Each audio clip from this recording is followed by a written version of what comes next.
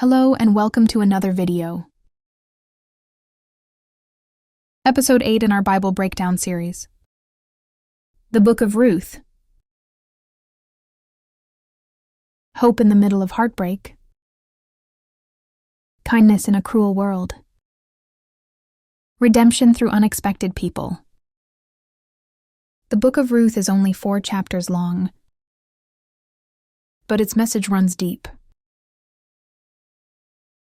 The story begins during the time of the Judges, a time when, as the Bible says, everyone did what was right in his own eyes. It was chaotic, dark, and unstable. Amid this backdrop, we meet a woman named Naomi. She and her husband leave Bethlehem, the house of bread, because of a famine. They settle in Moab, a foreign land. There, Naomi's husband dies. Then, tragically, both of her sons die as well. Naomi is left alone in a foreign country with her 2 Moabite daughters-in-law. Orpah and Ruth, 3 widows, no future, no hope. Naomi decides to go back to Bethlehem. She tells the 2 young women to stay in Moab and start fresh. Orpah eventually agrees, but Ruth refuses to leave. She speaks some of the most powerful words in the Old Testament. "Where you go, I will go. Where you stay, I will stay. Your people will be my people, and your God my God.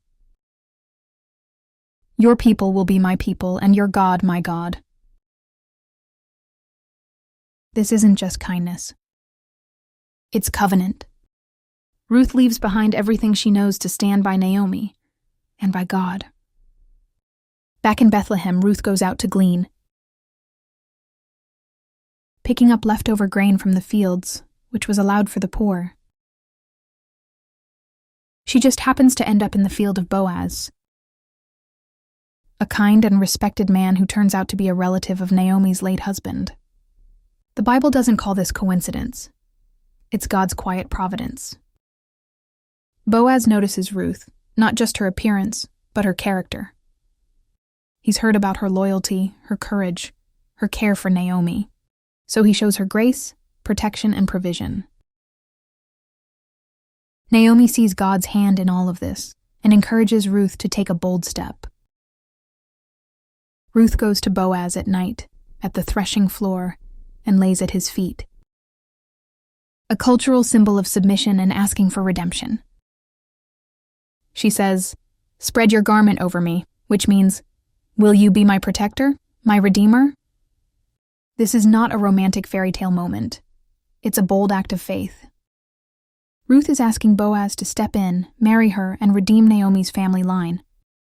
Boaz is deeply moved. He praises Ruth's integrity and promises to act. But there's one legal detail. There's another man who has the first right to redeem her. The next day, Boaz meets with the other relative at the city gate.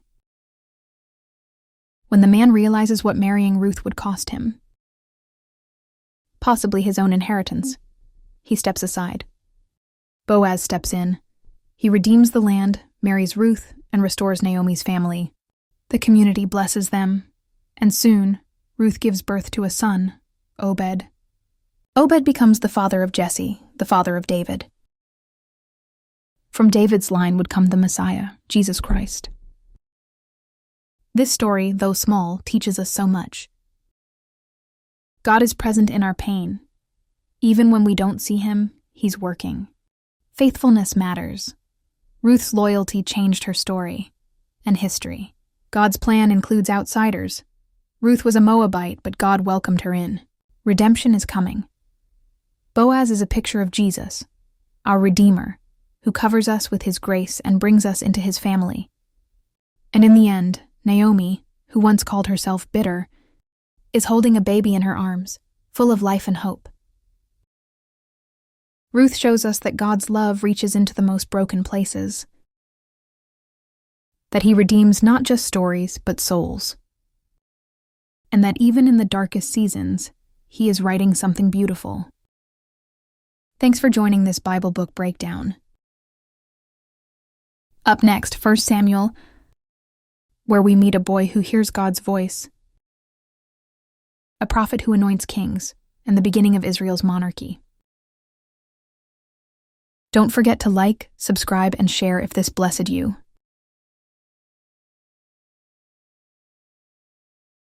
Drop comments and requests below.